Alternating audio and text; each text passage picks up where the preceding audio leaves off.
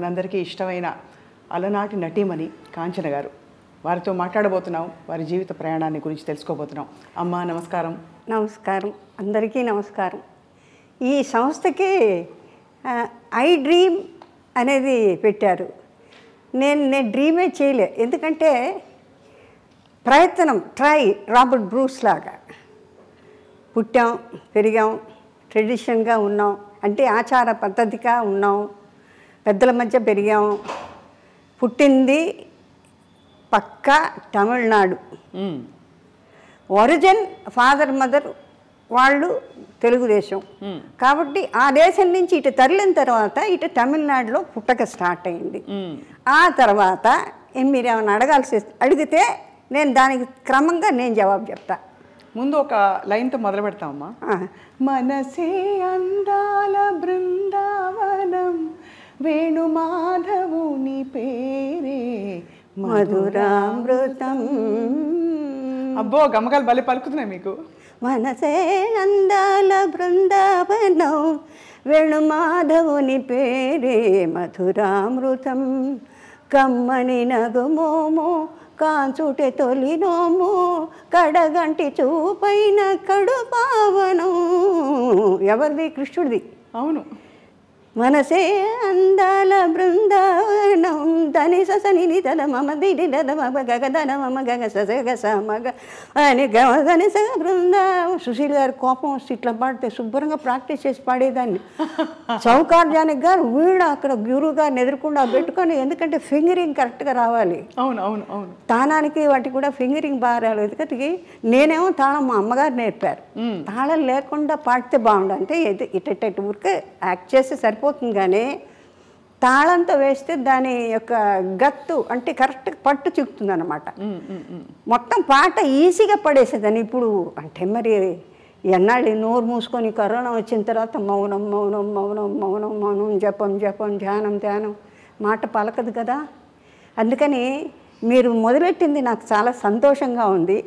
అలాగే ఎస్పి బాలు గురు పాట పాడాడు, అది కూడా జనానికి, ఎందుకంటే ఎలా మిమ్మల్ని అంటే పొగడాలి, ఎలా చెప్పాలి అంటే ఈ మొత్తం అంతా సృష్టి అంతా కూడా కళలకు పోషణ, కళలకు రసికులు. మీ యొక్క కళ్ళ వెలుగులతోనే ఎక్కడో ఉన్న ఎంతంటి నటులు నాటకాలు కానీ నృత్యం కానీ, ఆ రోజుల్లో ఆడవాళ్ళకి అవకాశం లేని రోజుల్లో కూడా పాటలు, పద్యాలు స్కూళ్ళల్లో, షేక్స్పియర్స్ కాలేజెస్లో ఇట్లాగా పెరిగి పెరిగి పెరిగి పెరిగి ఆర్టిస్టులని మీ యొక్క కంటి చూపుల వెలుగులతో మమ్మల్ని వెలిగించేది చేశారు. మాకు ఒక స్థానాన్ని ఇచ్చారు చూడండి. కరెక్టా? అంత స్థానాన్ని ఇచ్చి ఇవాళ ఏదో మా చరిత్రను గురించి చెప్పుకుంటున్నాం. మీకు ఎంత మటుకు నచ్చుతుందో కానీ చాలా కష్టం. ఊరికే చూపులకు బాగుండడం కాదు, మేము పుట్టిన తర్వాత మమ్మల్ని దిద్దుకోవాలి, ఎలా నించోవాలి నేర్పాలి, ఎలా చూడాలి నేర్పాలి. కొంతమంది అప్రయత్నంగా చేస్తారు చిన్నపిల్లలు, వాళ్ళ పూర్వజన్మ అదృష్టం. ఇప్పుడు వీణ గాయత్రి అని, తర్వాత ఫిడిల్ మ్యాండిల్ గణేష్ శ్రీనివాస్, ఇట్లా చాలామంది పుట్టుకతో వచ్చిన పూర్వజన్మ. అలాగా నాకు పాట రాదు అంటూ ఎస్పి బాలసుబ్రహ్మణ్యం నేను అనుకుని ఇన్ని గమకాలు ఇన్ని రాగాలు ఎట్లా పాడుతున్నా అంటే ఎప్పటికో తర్వాత నేర్చుకున్నాడని విన్నాను నేను. అది ఒకటి స్టార్ట్ చేసి జ్ఞాపకార్థం. శృతి స్మృతి పురాణానాం ఆలయం కరుణాలయం, నమామి భగవత్పాదం శంకరా